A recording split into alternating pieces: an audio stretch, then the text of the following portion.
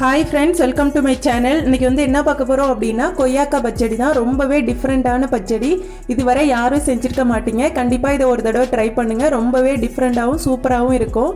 இப்போது இந்த கொய்யாப்பழத்தை எடுத்துக்கிறோம். அதாவது காயும் இல்லாமல் ரொம்ப பழமும் இல்லாத நடுத்தரமான ஒரு கொய்யாக்காய் கிடச்சிது அப்படின்னா அதை இது மாதிரி செஞ்சு பாருங்கள். ரொம்பவே சூப்பராக இருக்கும். இப்போது அதில் இருக்க அந்த விதையெல்லாம் நம்ம நீக்கிட்டு அதை துருவி எடுத்துக்க போகிறோம். அதாவது கொய்யா பழத்தில் பார்த்தீங்க அப்படின்னா விட்டமின் சி அதிகமாக இருக்குது. அதாவது ஒரு ஆரஞ்சு பழம் நம்ம சாப்பிட்றத விட 4 மடங்கு அதிக சக்தி இந்த ஒரு கொய்யா பழத்தில் இருக்குன்னு சொல்கிறாங்க. அந்த அளவுக்கு அதிக சக்தி வாய்ந்தது. அதே மாதிரி நோய் எதிர்ப்பு ஆற்றலையும் அதிகரிக்கக்கூடியது அதிகமாக இருக்குது. இதில் பார்த்தீங்க அப்படின்னா அடுத்து புற்றுநோய் செல்களை அழிக்கக்கூடிய அதிக சக்தி இருக்குது. அப்புறம் பெண்களுக்கு ஏற்படுகிற அந்த மார்பக புற்றுநோயும் தடுக்கக்கூடிய அதிக சக்தி இதில் இருக்குது.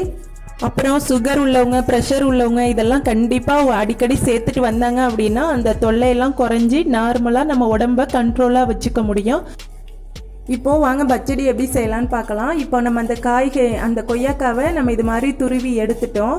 இப்போ இதில் என்ன சேர்க்க போகிறோம் அப்படின்னா ஜீரகம், தேங்காய், பச்சை மிளகாய் காரத்துக்கு அதை அரைச்ச அந்த பேஸ்ட்டை இப்போ இதில் சேர்த்துக்கிறோம். இந்த பச்சடி அவ்வளோ ஒரு டேஸ்ட்டாக இருந்தது. கண்டிப்பாக இதை நீங்களும் செஞ்சு பாருங்கள். நம்ம அடுத்து பச்சடி அப்படின்னு சொன்னாலே தயிர் தான் முக்கியம்.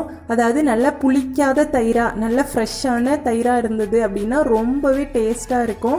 இப்போது நம்ம அந்த தயிர் எடுத்து இதில் சேர்த்துக்கிறோம். தயிர் கலந்துட்டு நல்லா கலந்து விடுங்க. அதாவது தயிர் நிறையாவே சேர்க்கணும். அப்போ தான் அந்த பச்சடி ரொம்ப சூப்பராக இருக்கும். இப்போ இதுக்கு தேவையான அளவு உப்பு சேர்த்து நல்லா கலந்து விட்டுக்கோங்க.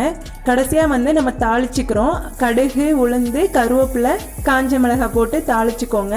அவ்வளோதான், சூப்பரான கொய்யாக்காய் பச்சடி தயாராகிடுச்சு. கண்டிப்பாக இதே மாதிரி நீங்களும் உங்கள் வீட்டில் ட்ரை பண்ணி பாருங்கள். ட்ரை பண்ணி பார்த்துட்டு எப்படி இருக்குன்னு லைக் பண்ணுங்கள், கமெண்ட் பண்ணுங்கள், ஷேர் பண்ணுங்கள். ரொம்பவே டேஸ்ட்டாக இருக்கும். மிஸ் பண்ணிடாதீங்க.